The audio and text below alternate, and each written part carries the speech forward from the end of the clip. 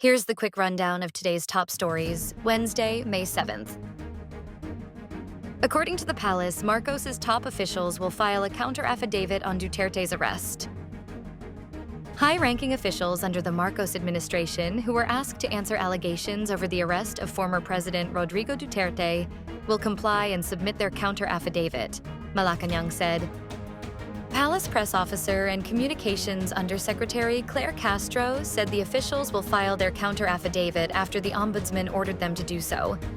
The ombudsman ordered Justice Secretary Jesus Crispin Remulla, Police Criminal Investigation and Detection Group Chief Major General Nicolas Torre III, Interior Secretary John Vic Remulla, Philippine National Police Chief General Romel Marbil, and Special Envoy for Transnational Crime Marcus Lacanalao to respond. According to the palace official, President Marcos always tells his officials to follow the law and any legal and valid procedure. Although, she did not elaborate if there was a specific instruction from the president. Vice President Sara refutes silence on China issue, saying that she's pro-Philippines.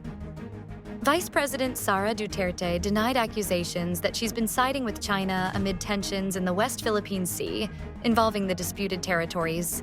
In an interview in Kidapawan City on Tuesday, May 6th, the vice president denied allegations that she's pro-China.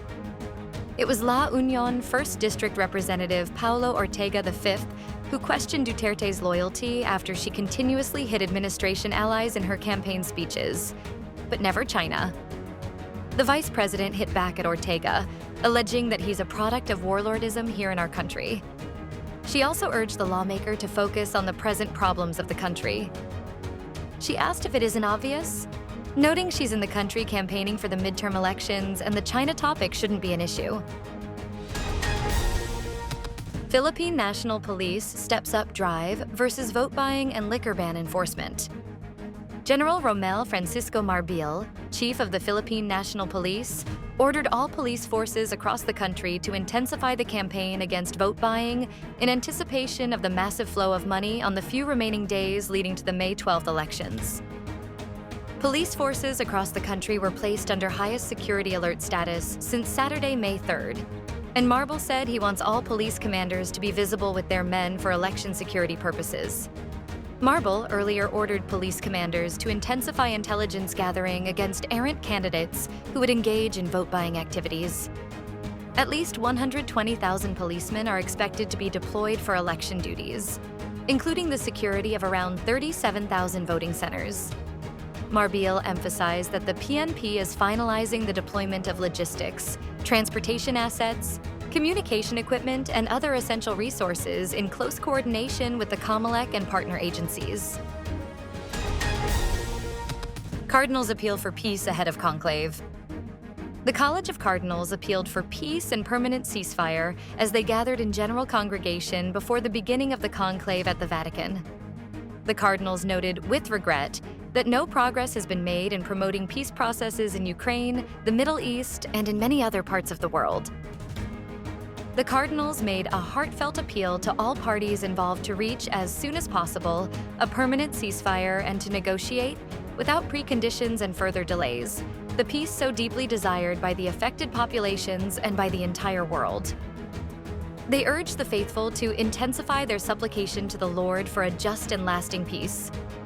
According to the Vatican News, their discussion focused on the reforms of Pope Francis that need to be carried forward, particularly the legislation on abuse, economic issues, the Roman Curia, synodality, work for peace, and care for creation.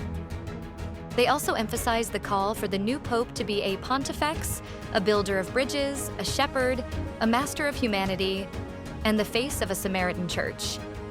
On Wednesday, May 7th, the Cardinals will be transported from Casa Santa Marta to the Apostolic Palace in choir dress for the entrance into the conclave.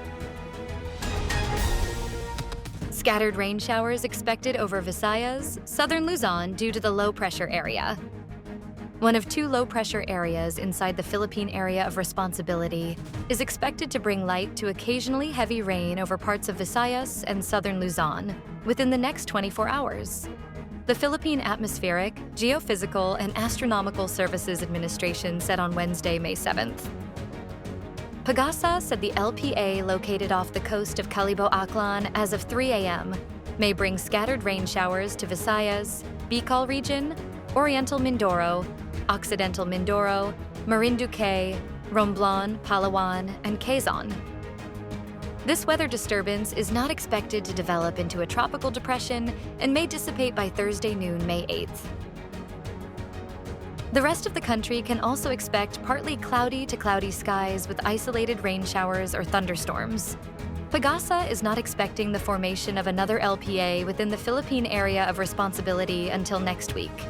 From Friday to Sunday, May 9th to 11th, warm weather may prevail over most of the country, accompanied by a higher chance of isolated rain showers or thunderstorms due to the easterlies. Stay updated with the latest news. Visit our website at www.mb.com.ph or follow us on social media. Thanks for tuning in to the Manila Bulletin Daily Rundown.